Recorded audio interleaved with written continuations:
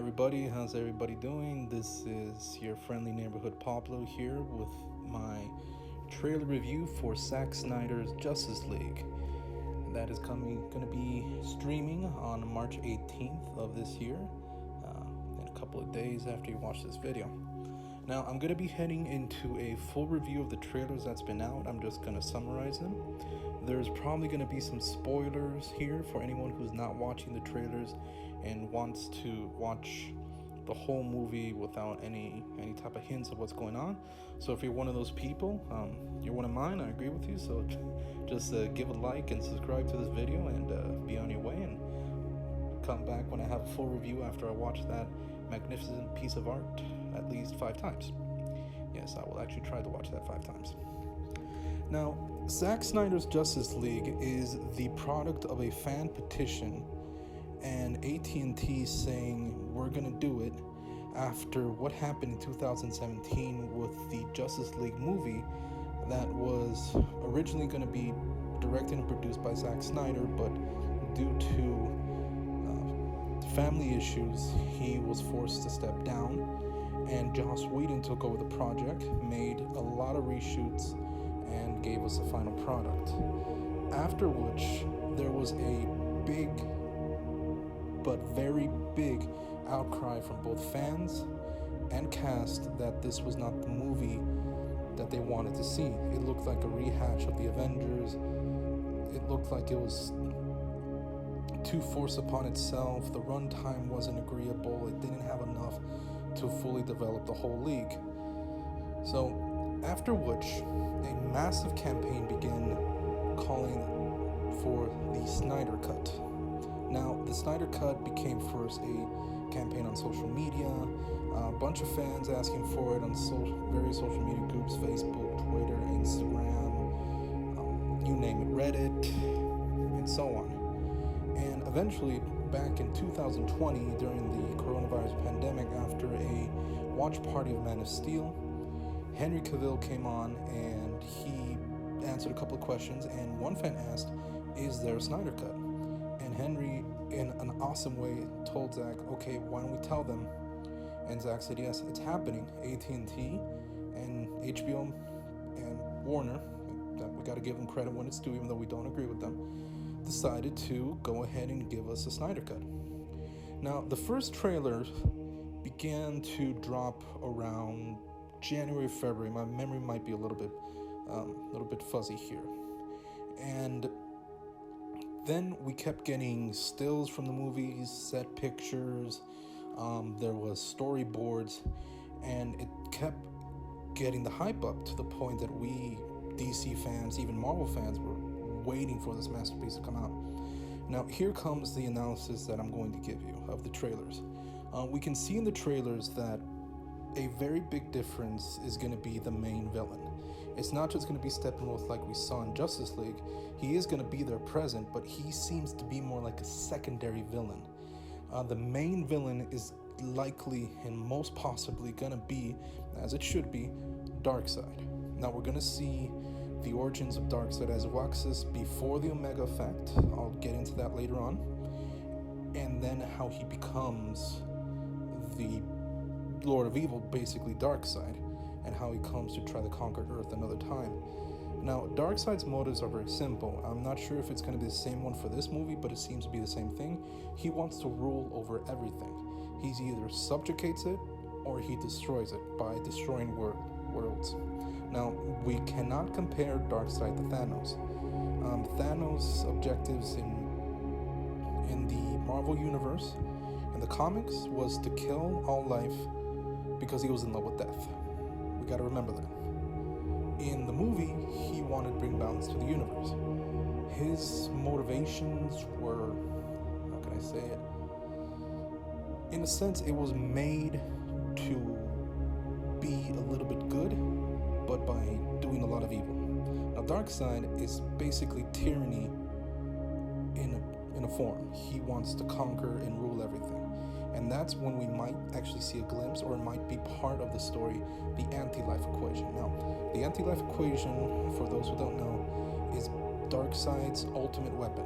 Not his Omega beams, not the fact that he's a fourth world entity, the anti-life equation, once seen by any living being, doesn't matter who you are, how powerful you are, alien, human, doesn't matter, it is mathematical proof that Darkseid is the master of all. And this is what he's been searching, and he, in the comics I remember, he believes that Earth is the final key to finding this equation, and that's why he wants to conquer it. But when he comes to Earth, he faces off against its champions in the form of the Justice League, then later on the Justice Society, the Teen Titans, the Outsiders, even the villains unite against him. So he's always being met with resistance until eventually, in one comic book story that we might see adapted here in Final Crisis, he wins. Final Crisis, I remember that the publicity was the day Evil won, and we would see Darkseid's eyes, meaning that he did eventually win.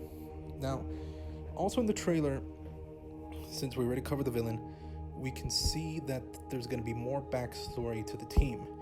If we remember Batman vs. Superman, there was a lot of references already to Cyborg. We saw the video with Silas Stone using the mother box to heal his son, basically saving his life. We saw a video of the Flash, who was at a convenience store and he stopped a robbery. And we also saw Aquaman. Now, I know everybody at this point has already seen the Aquaman movie and maybe also already seen the Justice League movie, but we have to go in it not remembering the team that we saw or the characters. Aquaman movie is going to be canon, don't worry about that, it's still going to be a continuation, but we're going to see a much more in-depth of a lot of things of why he didn't really like Atlantis. Besides the point that they killed his mother, you can see, I think we're going to see that there's going to be a relationship that he doesn't really have with the Atlantean people. He's going to be someone they want to count on, someone they trust maybe much better than Ocean Master. I don't know, I'm really curious as to why there wasn't any glimpse of Ocean Master. Maybe he wasn't cast yet, or maybe it wasn't considered. That could be something good that we can look upon too, and maybe it could be explored in Aquaman too, of why Ocean Master didn't rise to fight Steppenwolf and Darkseid. So we're going to see a glimpse of the team in a much more better way, and that's what you can see in these trailers that have been coming out. If you follow the Zack Snyderverse Twitter feed, there's trailers and spots, 30 seconds each, maybe a minute max, for Wonder Woman, Cyborg, The Flash, Superman, Batman, Darkseid, and Steppenwolf. And this is it's really good stuff. I don't think it's gonna spoil. I've been watching them. I couldn't help myself. I've been watching them, and I really think I'm not gonna be spoiled, because I just know that I'm not. I remember the trailers for Batman vs. Superman, or Watchmen, or even Dawn of the Dead of Zack Snyder, and I was never spoiled. There was a lot of surprises for me. I really enjoyed each movie. Dawn of the Dead still scares the living crap out of me, forgive my language, every time I watch it, so don't ever let me watch that at night. If not, I'm not going to sleep. I just can't. That's a given. So, yeah, if you want me to be up all night doing something else, just make me watch that movie. It's a joke. So in the trailers, we can see that there's going to be more in-depth analysis and more in-depth character development for the whole team before their solo movies. I do really think this is going to help catapult the solo movies to come out. I'll get into that later. And finally, the story seems to be refined back to what it was. It's not going to be a rehash of the Avengers. A lot of us are still going into it thinking, I finally got that idea out of my head.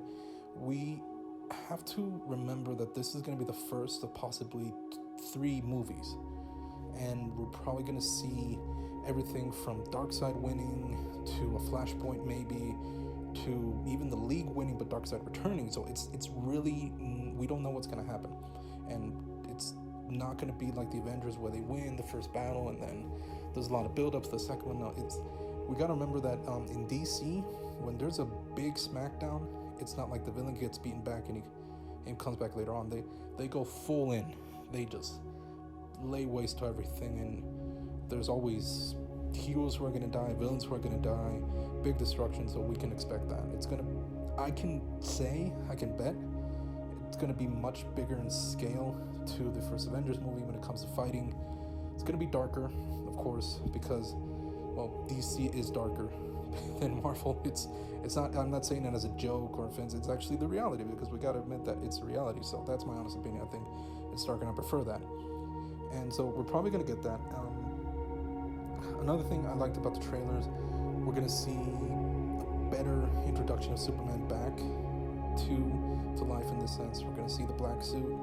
It's going to be taken from the Return of Superman. I'm not sure if the story is going to be adapted fully. I don't think we can. We're not going to get Cyborg Superman, unfortunately, or Superboy. But we will see the black suit. We're going to see why he's going to use that black suit. I remember in one of the movies, the animated movies, it was designed to help absorb solar radiation. That could possibly be the reason why. Could be another reason altogether. Maybe he's wearing that as a symbolic gesture. Maybe somebody died. We don't know. We're going to have to see that. And finally, in the trailer of what we've been seeing, we're going to get a lot of history hashed out of this DC Extended Universe. We're going to see the first battle between humans and Darkseid. We're going to see the first Atlanteans, the first Amazons, tribes of man. There's even going to be a Green Lantern. So we're gonna see a lot of characters being developed, both past and present, and the future here, because there's already a Green Lantern confirmed. So there's going to be a Green Lantern Corps in this universe. Rumors are for Martian Manhunter. We're going to see the gods, the old gods. So we're going to see the gods of magic, the Olympian gods. So we're going to get a lot of characters here that, if done properly, if this is such a huge success, we're going to have more movies, more spin-offs, more series connection, since, as you remember, the Crisis on Infinite Earth CW connected all the universes. So if this is a success, a lot of us fans, DC fans, we're going to get a full-on universe that could possibly, most likely, definitely overthrow the Marvel universe in movies. But if they keep it faithful to the stories, then I think we can bring it back to friendly competition where we enjoy both franchises and not compare. Because as a comic book fan, I enjoy both franchises. I love both comic books. So us as fans should have the duty to unite and demand the proper handling of stories and characters, like the fan petition for the Snyderverse. Instead of laying down and saying, okay, we got Justice League, let's let it reboot now. Fans put their foot down and said, no, we want Snyder's original vision. And everybody united with Zack Snyder. We united during his family crisis. Fans were there for him. The cast was there for them, the crew. And I think all that love helped bring this movie to us. And we got to thank Zack for this, because he is definitely someone who appreciates source material. He's made really good movies. If you want to watch really good movies of him, you can watch The Watchmen, you can watch Soccer Punch, Dawn of the Dead, like I said, except it scares the crap out of me, and so on. And he's going to make a new one, Army of the Dead, which looks amazing. That's going to be on Netflix. I'm actually going to watch that one. I'm a big zombie fan, although they scare me, but it looks really good. So we can show him love that way, show support. This proved that fans' voices can be heard.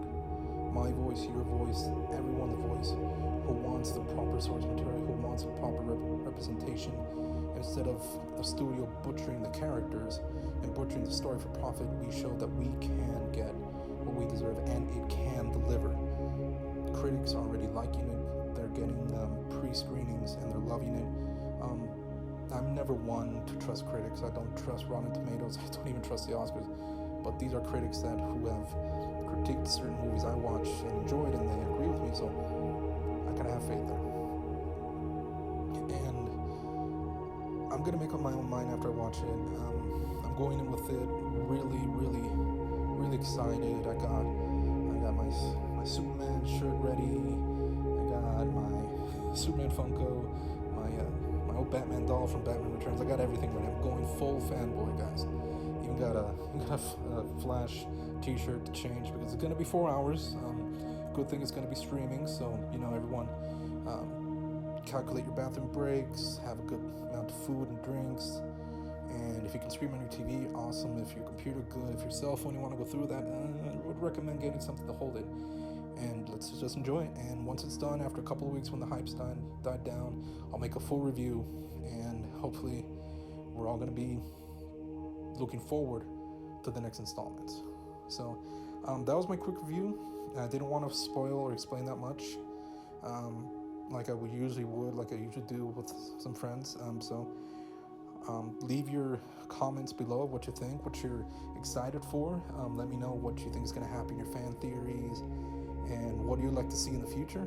And maybe we can, turn that into another petition, get that out there, and we can keep enjoying these movies that marked our childhood and the stories we're going to be telling our nephews, our nieces, our kids in a way that they're going to enjoy too with us. So yeah, let's keep this universe alive.